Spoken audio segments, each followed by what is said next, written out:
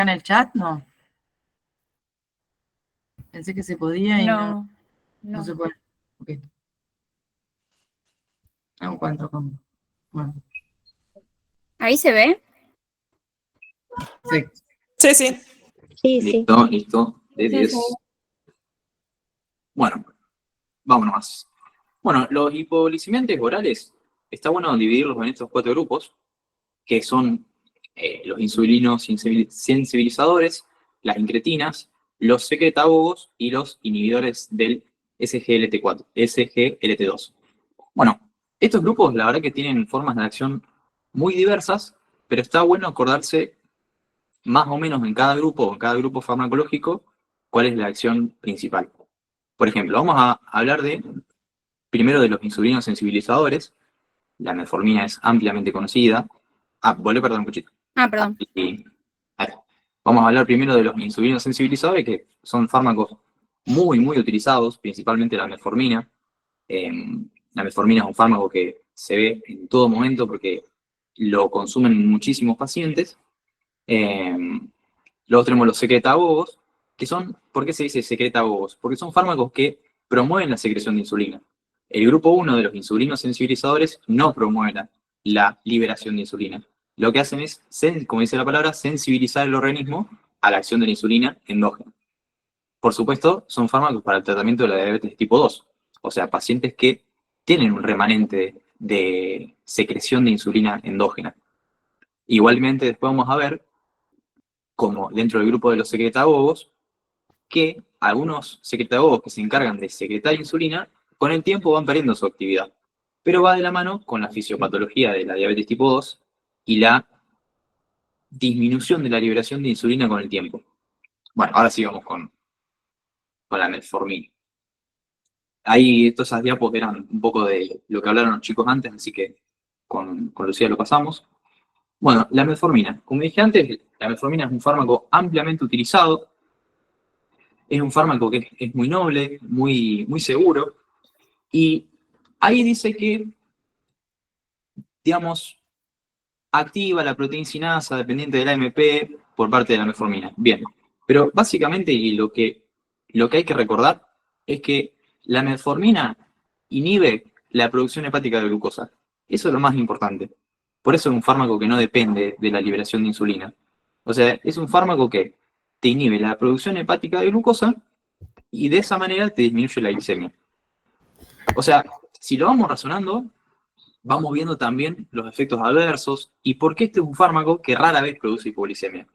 O sea, la metformina es un fármaco tan seguro porque de forma muy, muy, muy rara produce hipoglicemia, salvo que se lo combine con otro fármaco bioral o con insulina, porque hay pacientes diabéticos tipo 2 que también tienen que hacer insulina, que en este caso sí estaríamos hablando de una hipoglicemia. Bueno, básicamente ese es el mecanismo de la metformina. Disminuir la producción hepática de glucosa y también, por un mecanismo que no se sabe, aumenta la excreción. Aumenta lo que sería el clearance de glucosa del plasma, teóricamente actuando a nivel muscular, pero no se sabe bien cómo es que se hace. Bueno, la metformina se administra de forma oral, tiene una buena disponibilidad, 70-80%, tiene una vida media de 4 o 5 horas, y básicamente se excreta por orina. Vamos un poquito de los efectos adversos, que son relativamente leves. En algunos pacientes pueden tener náuseas, dolor abdominal, distensión abdominal, un poco de diarrea. Sí se asocia con una disminución de la B12, por lo que hay que tenerlo en cuenta, particularmente si hay pacientes que, por ejemplo, hacen metformina con los IBP, los inhibidores de la bomba de protones, que también son conocidos por la disminución de la B12, así que hay que tener en cuenta esas cosas. Bueno, esto no entra, pero generalmente se maneja la metformina en un rango de dosis de 0,5 a 1 gramo por día, 2 veces por día. Esa es la administración clásica. Y, a ver, la metformina no solamente se usa para el tratamiento de la hiperglicemia, sino que también se utiliza para, lo van a leer en el Farreras, para la detención de la microangiopatía diabética. La microangiopatía diabética, con todo este depósito de productos avanzados de la glicación en el endotelio, la activación endotelial. O sea, es un fármaco que se utiliza también para para detener la progresión de la microangiopatía diabética. Bien. Bueno, un poco de metformina. Bien, usos terapéuticos. Primera línea para el tratamiento de diabetes tipo 2. Fármaco muy utilizado. Es eficaz como monoterapia, pero también se puede utilizar en combinación con otros fármacos. Todavía está en debate si es segura o no para el embarazo. Estudios dicen que sí. Pero por ahora en el embarazo se sigue recomendando el uso de insulina. Y también la metformina se utiliza en otras patologías como lo que es el síndrome ovario poliquístico para tratar esta patología. Bueno, tiene interacciones con la furosemida, con la nifedipina y con la cimetidina. Bueno, este es otro sensibilizador a la insulina, o sea que relaciona el metformina con las tiazolidinedionas, que son básicamente sensibilizadores a la insulina. El más utilizado, el más conocido es la pioglitazona. Son básicamente ligandos, se unen a este receptor, se llama PPAR gamma, que se encuentra en el tejido adiposo. O sea, la función de la pioglitazona es unirse a este receptor, que es un receptor nuclear, que lo que hace es, básicamente la pioglitazona es favorecer la diferenciación de adipocitos y la captación de ácidos grasos circulantes, por lo que te mueve reservas de lípidos de tejidos extradiposos al tejido adiposo. Y como este es el resultado de eso, también entenderemos los efectos adversos, que son el aumento de peso, el edema.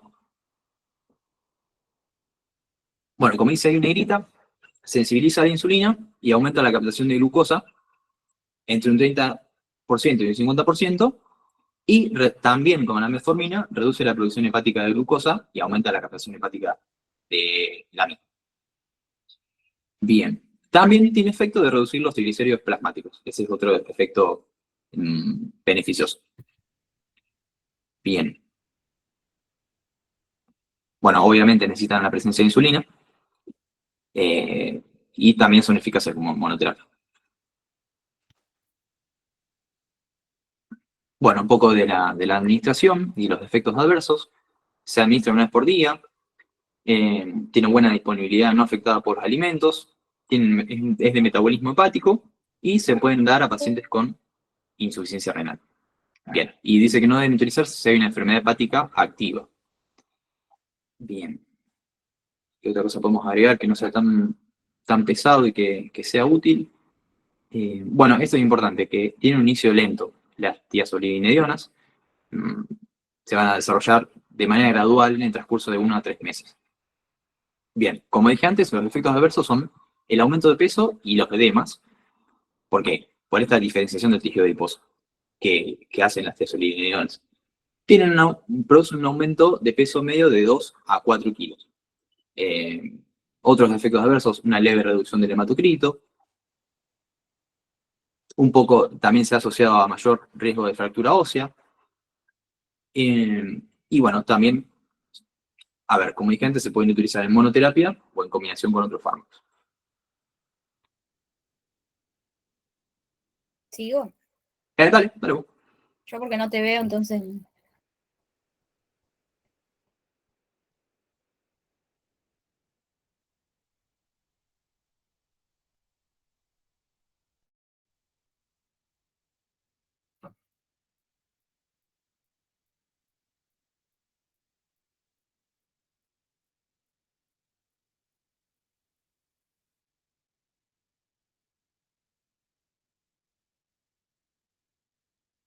Luego, ¿seguís vos? Ah, yo pensé que yo no daba este tema. Bueno, no pasa nada. Va como quiera. Bueno, No sé. sí, lo digo, no hay problema. Bueno, las sulfonilúreas, como dijimos en el grupo anterior, forman parte de los secretagogos. O sea, ¿qué hacen las sulfonilúreas? Estimulan la secreción de insulina. ¿Qué quiere decir? Que para sí o sí para dar este fármaco necesitas un paciente que tenga una producción endógena de insulina. Los más utilizados son la glibenclamida, la glipizida y la glimepirida. O sea, ¿dónde actúa? En la célula beta pancreática. Estimula la liberación de insulina mediante su unión al canal ATP potasio de la célula beta pancreática, lo que te aumenta la exocitosis de la insulina. Tiene buena absorción gastrointestinal, se metaboliza en hígado, se excreta en orina, y, bueno, como dice ahí, es el tratamiento de la hiperglicemia en pacientes con diabetes tipo 2. Y esta parte es importante. Dice, aunque un número importante de pacientes dejan de responder al fármaco con el tiempo, posiblemente debido a una falla en la secreción de insulina por la célula beta pancreática. Y eso está relacionado con la fisiopatología de la diabetes tipo 2. Al igual que en la diabetes tipo 2, el diabetes tipo 1, que es un efecto autoinmune sobre la célula beta pancreática que produce la destrucción progresiva de la célula beta pancreática con la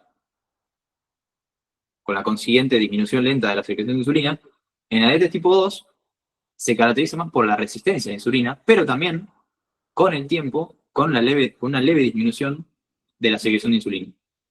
Por lo tanto, dentro del grupo de las sulfonilurias, un número importante de pacientes con el tiempo dejan de responder a estos fármacos y dejan de tener los efectos beneficiosos de él. Básicamente eso. Eso es importante, el mecanismo de acción, y que los pacientes con el tiempo, muchos dejan de responder al fármaco.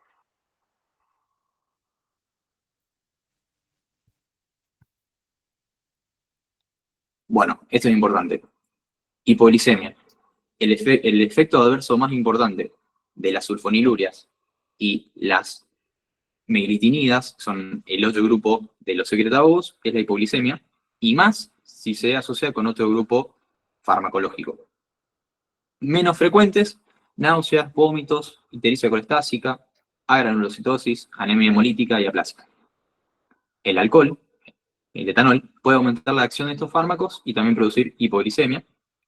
Y su combinación con otros fármacos como algunos andrógenos, anticoagulantes, algunos antifúngicos, antagonistas H2, sales de magnesio, pueden aumentar el riesgo. Y están contraindicadas en el embarazo y en la lactancia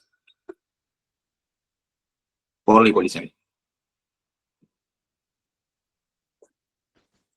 Bien, y acá tenemos el otro grupo de los secretagogos, o sea, acuérdense que los secretagogos son dos, son las sulfonilurias y las meglitinidas. Siempre que se escuchen este grupo de fármacos, relaciónenlo con la secreción de insulina, promueven la secreción de insulina. Al igual que las sulfonilurias, estimulan la secreción de insulina, cerrando los canales potasio-ATP de la célula beta. Este fármaco se puede dar de manera preprandial, o sea, previa a la ingesta. ¿Por qué? Porque fíjense la vida media. Tiene una vida media de 1 hora y una absorción gastrointestinal muy rápida, por lo que te permite que el paciente se pueda administrar la repaglinida previa a una comida y mejorando el índice glucémico luego de la comida. Como dice el objetivo terapéutico, reducir los aumentos glicémicos postprandiales en diabetes tipo 2. Efectos adversos, de nuevo, como un secretagogo, principal efecto adverso es la hipoglicemia. Algunos fármacos, como dijeron los chicos sobre la clase de insulinas, algunos fármacos potencian su acción. Beta bloqueantes, cloranfenicol, inhibidores de la MAO, AINES, probenecid y la sulfonamida. Bueno. Algo que quería agregar también, se me escucha ahí, ¿no? Sí. Sí. De estos tres, hoy en día la glibenclamida es la que menos se usa, justamente porque tiene mucha incidencia de hipoglucemias. Entonces las que más se usan son la glipizida y la glimepirida. Y bueno, recuerden eso de que cuando uno habla de efecto adverso, hipoglucemias, tienen que acordarse de insulina, sulfonilurias y las meglitinidas. Nunca digan en un final de clínica metformina que da hipoglucemia porque los van a mochar.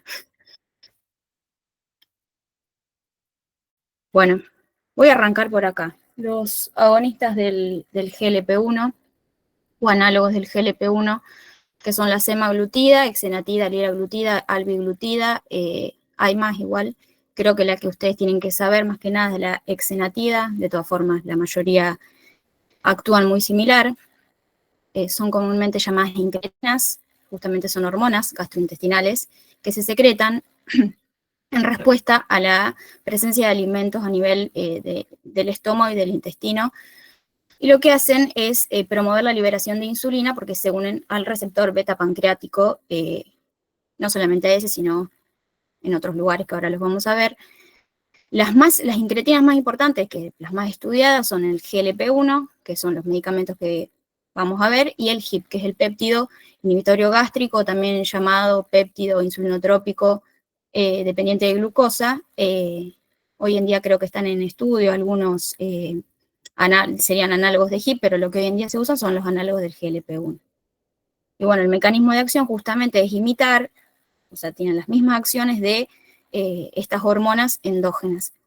Lo que ocurre en las personas con diabetes tipo 2 es que tienen una menor cantidad y también una cierta resistencia al efecto de los GLP-1 que tienen endógenos.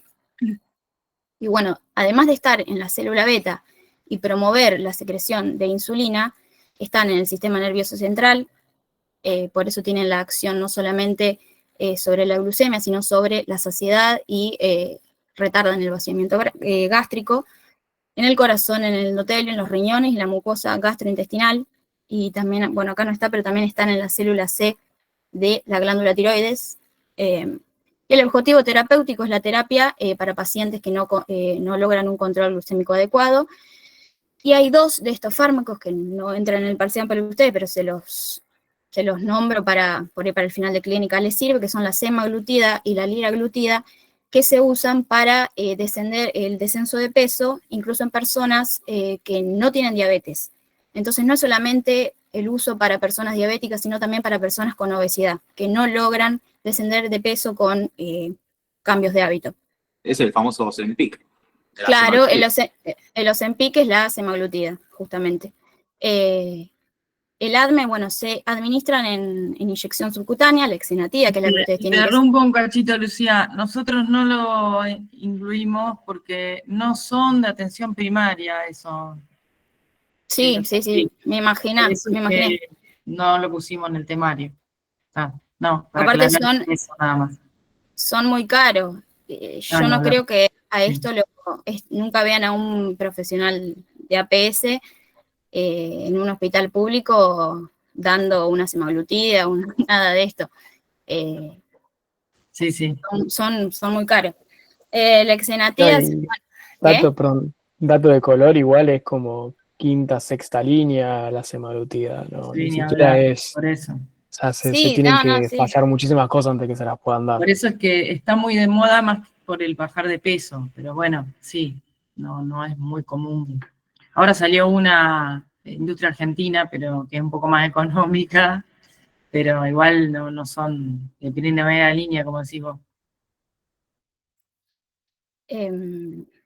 Bueno, la exenatida que decíamos se administra 2 veces por día, antes de las comidas, en general son todas de administración subcutánea, aunque viene creo que semaglutida por vía oral, que se está empezando a usar en Argentina, desconozco ya si su uso está generalizado.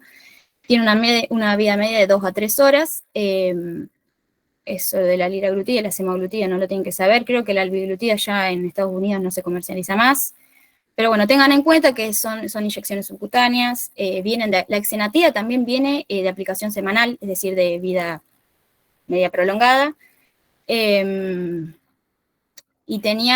por lo que leí, tenía un mejor perfil para bajar la hemoglobina glicosilada. En general lo bajan más o menos un 1% la glicosilada y suelen generar una disminución de peso de entre 2,5 y 4 kilos. En cuanto a efectos adversos, los más comunes son las náuseas y los vómitos, que suelen remitir conforme continúa la terapia, y las náuseas son más que nada por la acción que tienen en el sistema nervioso central. Y en general, las náuseas y los vómitos se dan en dosis mayores a las necesarias para la regulación de la glucemia, es decir, es más frecuente que se den en personas que están haciendo tratamiento para bajar de peso, en donde las dosis que se tienen que dar son más altas que para cuando uno simplemente está queriendo regular la glicemia, digamos. La hipoglicemia es rara solamente cuando se combina más que nada con sulfonilurias. No se dan en pacientes con insuficiencia renal grave, o sea, menor a 30 mililitros por minuto de filtrado glomerular, y hay que usarlos con mucha precaución. No es una contraindicación absoluta, pero si tuvieron pancreatitis o predisposición. También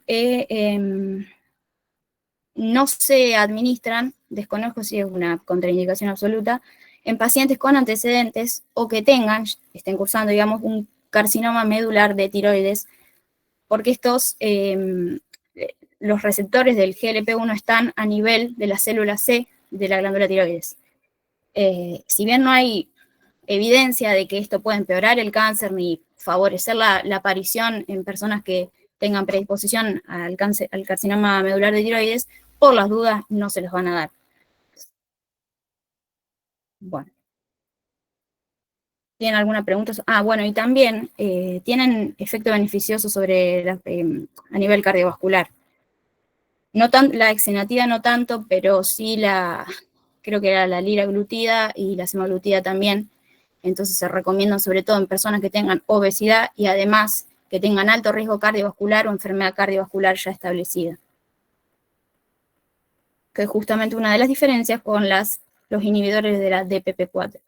La DPP-4 es la dipeptidilpeptidasa 4, que es una enzima, ahí tienen los nombres, alogliptina, linagliptina y sitagliptina. Creo que sitagliptina es la que entra en el parcial. Es una enzima proteasa de serina, es una ectoenzima que está presente, ectoenzima quiere decir que está por fuera de la célula, a nivel de las células endoteliales, de los linfocitos T, y en una forma circulante. ¿Qué es lo que hacen estos inhibidores de esta enzima? Justamente, como esta enzima es la que se encarga de degradar las incretinas de las que estábamos hablando antes, si uno inhibe a esta enzima, permite que estas estén activas durante más tiempo en la circulación y se estimule más la liberación de la insulina. El objetivo terapéutico es mejorar la hiperglicemia tanto en ayuno como postprandial y reducen más o menos la hemoglobina glicosilada entre 0,4 y 0,8. También disminuye las concentraciones circulantes de glucagón. No son los que más se usan, si bien, bueno, se administran por vía oral, tienen buena absorción gastrointestinal,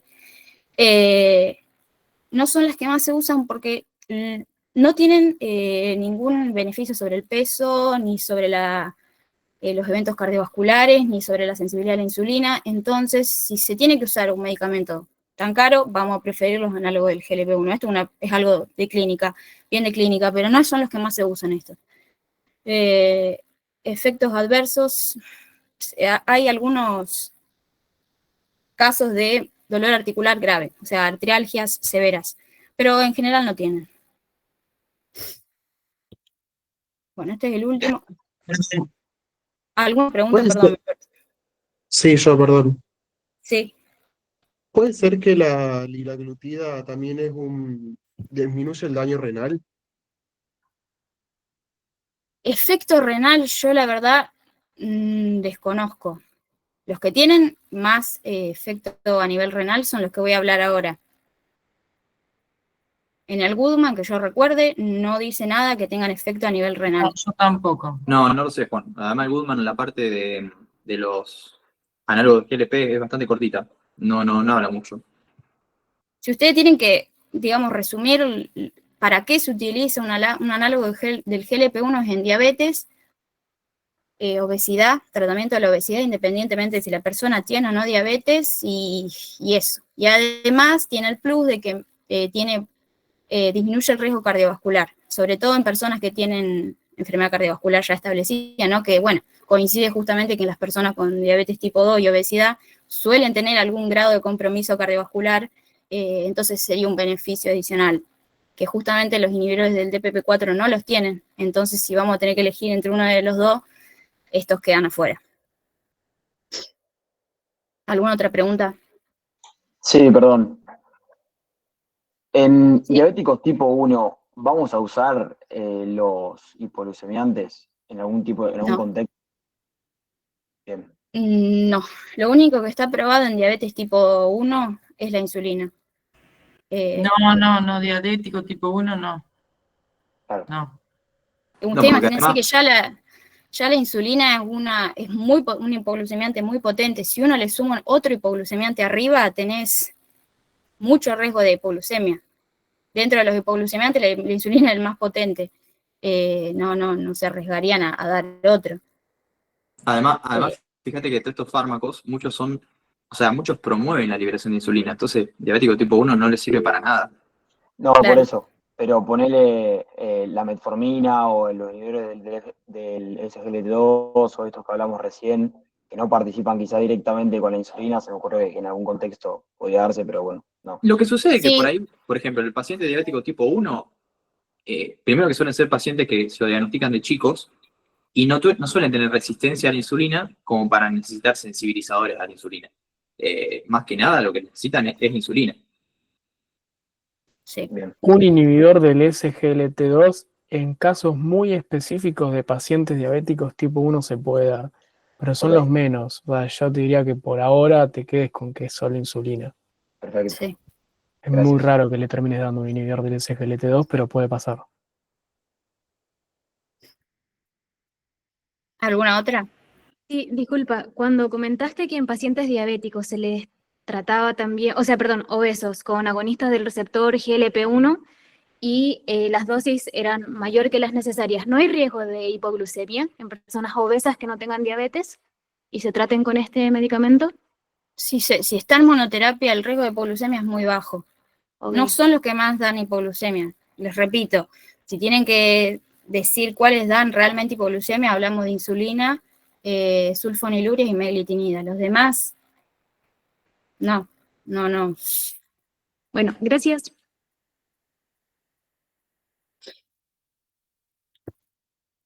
Bueno, acá vamos con los inhibidores del cotransporte de sodio glucosa tipo 2, que son la canaglifosina, dapaglifosina y empaglifosina. El que más se utiliza, y creo que es el que va a estar en el parcial, es la dapaglifosina. Son conocidos como glifosinas.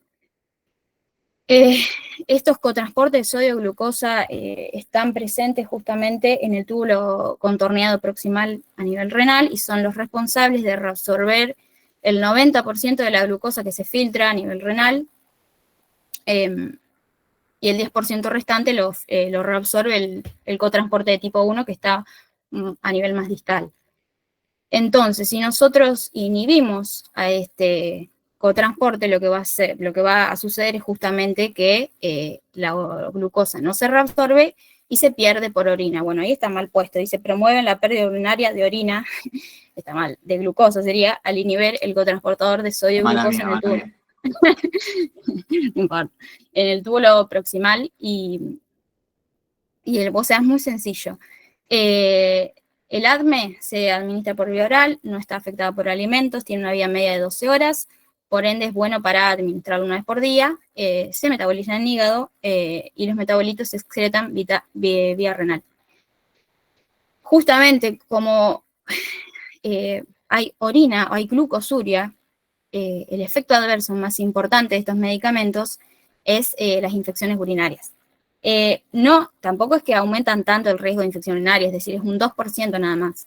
Y también de infecciones genitales por hongos, micóticas. Esto es un 3 a un 5%. Repito, no dan hipoglucemia, como dice ahí, pero su combinación con otros fármacos la puede provocar. También hipotensión, que acá no está, pero tengan en cuenta que como genera diuresis osmótica, porque se está excretando glucosa, la glucosa es una sustancia osmótica, puede generar algo de hipotensión, sobre todo en personas mayores.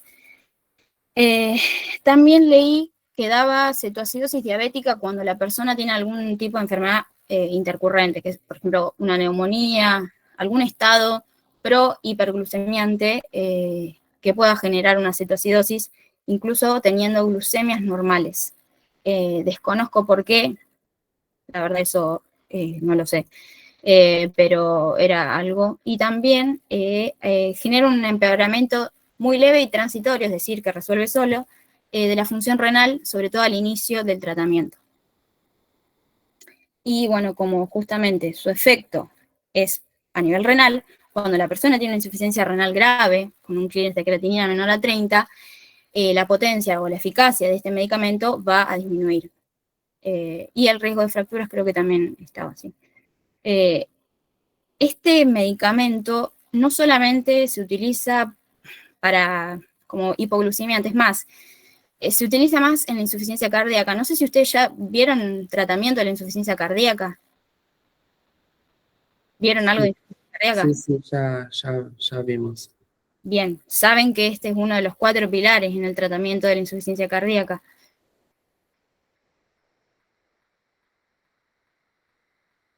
Bueno, no importa. Pero se usa muchísimo, o sea, es una de las indicaciones hoy, sobre todo diría que se utiliza más que en la diabetes. Y también en personas con enfermedad renal crónica ya establecida porque disminuye su progresión. Entonces, digamos, tenemos 3 usos ahí.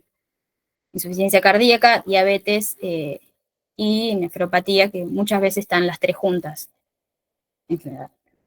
Y bueno, disminuye la glicosilada entre un 0,7 y un 1%, disminuye también el peso justamente porque hay glucosuria y disminuyen los edemas, y disminuye muy levemente la presión arterial. Y nada más, creo. ¿Tienen alguna pregunta? Sí, tengo. En los inhibidores SGLT2 tenemos la contraindicación, según Guiman, por debajo de 60 mililitros por minuto. Ahí en ese caso tenemos que hacer como una adecuación de la dosis o suspendemos, sí o sí. Eso lo va a manejar el especialista, pero como justamente el mecanismo de acción depende del riñón, vos estás dando algo que no puede funcionar, ¿se entiende? Claro. Tenés un riñón que casi no te está funcionando y vos le estás dando un medicamento que le va a hacer poco y nada de efecto, entonces mejor si agarramos por otro lado. Depende qué es lo que quieras tratar, pero, o sea, siguiendo una lógica, yo creo que Sería vas a hacer trabajar al riñón cuando no está, ya casi no funciona, probablemente sea alguien casi en diálisis y no. Claro, ahí no tendría como un efecto. La verdad desconozco, no sé cómo lo maneja esto de especialista, pero no sé qué es lo que se prefiere hacer. No, gracias. Sí, eso va a depender mucho ya del paciente. O sea, usan la lógica también para pensar la respuesta. Nosotros no nos vamos a meter en la parte clínica, o sea, no necesitan saber como un endocrinólogo a ver exactamente qué es lo que va a hacer. Estamos hablando de atención primaria, vuelvo a repetir. No, claro, la duda sería respecto como... No se complican. No, claro. En las cosas más importantes, perdón, Lucía, ¿vos terminaste? Sí, no sé si tienen alguna pregunta, pero... No, sí, hago este comentario y después si quieren que te pregunten. Mecanismo de acción de las drogas, eso sí o sí lo vamos a preguntar. A los efectos adversos, principalmente, otra vez, como en el caso de las insulinas, hagan hincapié en efectos adversos y en los mecanismos de acción de estos fármacos, ¿ok? ¿Está bien? Hagan hincapié en eso, que con que sepan mecanismo de acción y efectos adversos, está bien. ¿Se entendió? Por supuesto, perdón, incluyo la farmacocinética también, como lo dije, para las insulinas. No tienen que saber los tiempos de vida media memoria, pero sí saber cuál tiene tiempo de vida más prolongado que otro, cuál se une más a proteína que otro, ese tipo de cosas. la biodisponibilidad, cuál es la mejor biodisponibilidad, en ese sentido.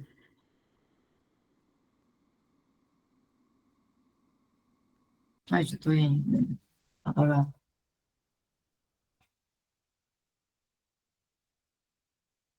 ¿Está bien? ¿Alguna otra pregunta? ¿Alguna otra pregunta? Bueno, Profe, muchos le consulto, ¿las nuevas listas de los alumnos que faltamos la van a volver a subir o cómo van a hacer? Sí, sí, en algún momento se van a enterar a dónde rinden, sí, sí. Claro, precisamente por eso, para más o menos ir arreglándonos la cabeza. No, sí que van a rendir, si están en condiciones, van a rendir seguro, el sábado a las 10 de la mañana. No, sí, no se van a salvar de rendir. Pero bueno, vayan chequeando, yo apenas sepa qué pasó, porque me llama la atención que son todos el centenario los que faltan. O sea que algún problema con el listado que me mandaron del guaraní ha habido. Cuando apenas lo pueda solucionar, o ahora se imaginan que un poquito tarde, así que no, mañana me voy a poner a ver ese tema, y apenas sepa por qué lo subo, obviamente, sí, sí. Se van a enterar el viernes, seguramente. El viernes sí o sí ya van a estar publicados. Pero háganse la idea que van a venir a rendir, que no van a zafar.